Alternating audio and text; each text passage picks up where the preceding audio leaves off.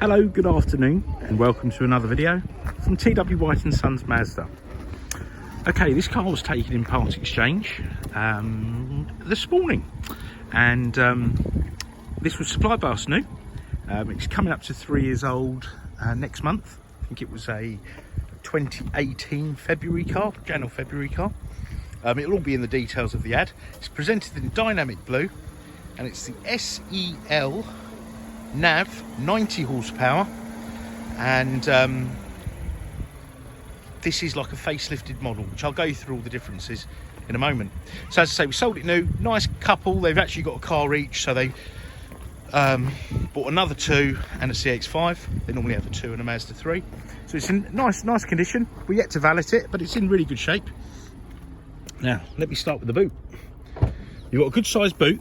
Now, they do have a young family, and this does accommodate prams. They've got 2 young children. They've gone for a slightly bigger car for their main family car, but they've still got one of these 2s.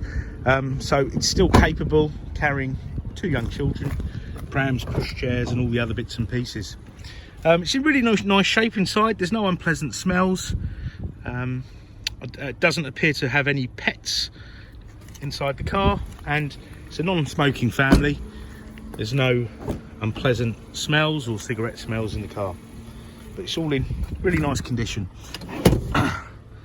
Okay, now I did say it was a facelifted car, so you've got a height adjustable passenger seat, which is something you don't get on the earlier cars. You've got alloy wheels, you've got automatic folding wing mirrors, and you've got these cameras up here. Cameras and sensors, and what the camera does, it senses if there's a collision ahead, an obstacle ahead, and it will avoid that collision by applying the brakes. So if you're doing under 20 miles an hour, it will apply the brakes. It's called smart city braking. It's something that I imagine you'll get in all cars in the future. Lots of accidents, well, most accidents statistically happen under 20 miles an hour, so the insurance companies really like that feature, and your insurance is lower as a result of it. Now on this little panel here, more safety devices. You've got the little squiggly line here, you've got traction control, so the car's equipped with that, so it'll help you remain on the road from skidding, sliding, wheel spinning. You've got lane departure warning. So if you're driving down dual carriageway, motorway, and you veer out of a lane and the car picks up that you haven't indicated, so you didn't intentionally mean to do that, it'll warn you by either a bleep or a rumble. You can turn it off here. And I stop. The car will turn itself off and on in traffic as you stop and move along, to save on the environment, the emissions, the CO2 on the environment, but also save money in the pocket, because the more time the car's spent off, the less fuel it's burning, and so on and so forth. So all good features. The car is equipped with a tyre pressure monitoring system, so if your tyres fall, if the pressure falls more than 4 psi on a wheel, it will throw up a little warning light that will come up on the dash, and then you can check your tyre pressures. I think that's a really good thing to have, because if you're anything like me, you only check your tyres when they look flat rather than, you know, they've lost pressure. You've got your wiper stalk here, indicators here. The little car has cruise control, okay, and a speed limiter, so you can set that. And you've got buttons here to answer and decline calls safely. You've got your volume control here, and you've got a little info button here. Now, I'll just give you an idea. This car's done 12,783 miles, and they have averaged 48.9 mpg. at an average speed of 21. So that's not that sort of round town driving, yeah, and averaging 48.9. That's diesel fuel consumption, so that's really good. And this is from a proper 4-cylinder engine, no 3-cylinder with a turbo or anything like that, which is a lot of, where a lot of manufacturers have gone. You know, they make really small engines with turbos to get power from them, but in my opinion, they're a bit undrivable really, and they don't feel healthy. But yeah, a proper 4-cylinder engine, no turbos, nice and simple, and you'll get that sort of MPG, so really good. Now the car has 2 USBs. These are for charging and for reading data. you got a little MP3 jack there, CD player, fan, temperature, direction, and air conditioning. The air conditioning all works as it should.